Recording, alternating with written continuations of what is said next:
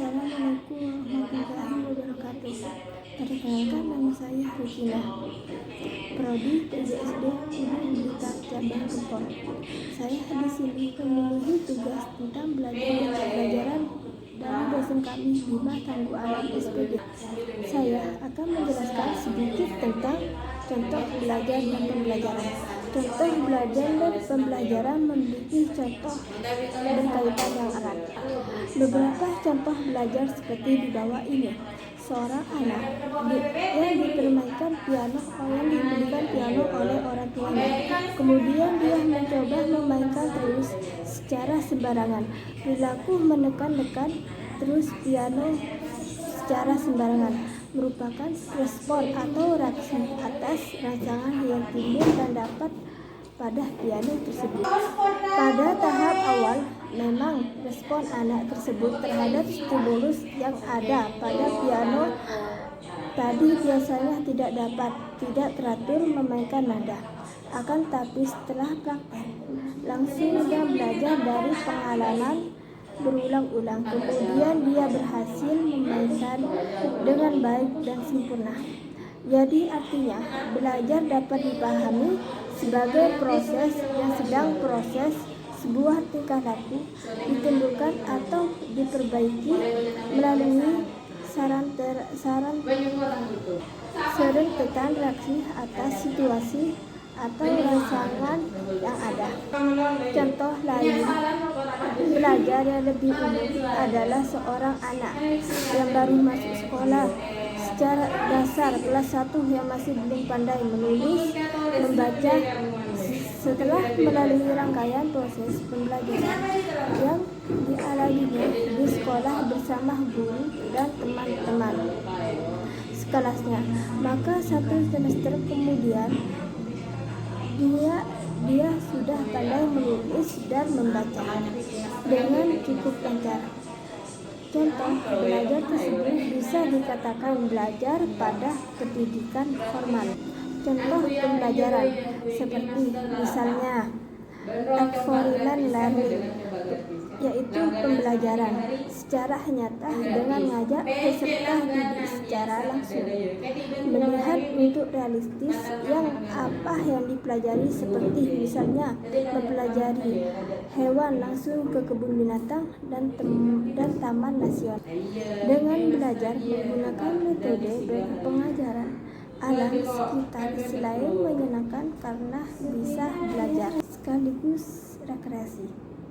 Diskusi kelompok termasuk pembelajaran melalui kerjasama. Beberapa peserta didik yang bisa berkumpul dengan teman kelompoknya, saling bersosialisasi dan berintegrasi dengan kelompok lain dalam mengerjakan tugas seperti tugas makalah dalam kelompok. Encourage learning, yaitu pembelajaran yang berusaha melibatkan segala aspek kemampuan peserta didik dalam melakukan penyelidikan, pencarian peristiwa benda dan manusia secara sistematis, logis, kritis, dan analitis, sehingga mereka dapat menyimpulkan sendiri penemuannya secara penuh keyakinan. Experiential learning, pembelajaran yang lebih menekankan peserta didik untuk mengaitkan pengalamannya dalam proses pembelajaran. Orientasi menjadi pengalaman sebagai media dan sumber belajar. Problem focus learning, pembelajaran yang fokus pada suatu masalah dan peserta didik dituntut untuk memperbaiki kritis, logis, analitis, dan dalam menemukan pemecahan dari masalah tersebut. Pembelajaran ini cukup menantang, bertujuan untuk menciptakan daya pikir ilmiah peserta didik. Setelah mengetahui materi di atas, kemudian bisa diambil rangkuman bahwa belajar dan pembelajaran sangat erat sekitarnya. Namun terdapat perbedaan keduanya. Intinya belajar dan pembelajaran selalu dibutuhkan oleh setiap individu untuk mengembangkan dirinya. Tanpa belajar, manusia tentu tidak akan bisa mengembangkan apa yang kita sebut sebagai disiplin, yang berguna untuk kehidupan di masa yang datang. Jadi, jangan bosan untuk terus belajar dan mempelajari hal-hal baru yang nantinya akan menjadikanmu sukses untuk kedepannya. Contoh proses psikologi siswa belajar sebagai proses terpadu. Proses belajar pada anak bukan hanya melibatkan aspek interaksi saja, tetapi juga aspek lain seperti fisik, sosial, emosional, moral. Contohnya, saat anak bermain sepak bola pada pelajaran olahraga, anak bukan berpikir bagaimana mengarahkan lawan, tapi juga menyiapkan fisik dengan baik dan harus mampu bekerja sama dengan rekan sistemnya.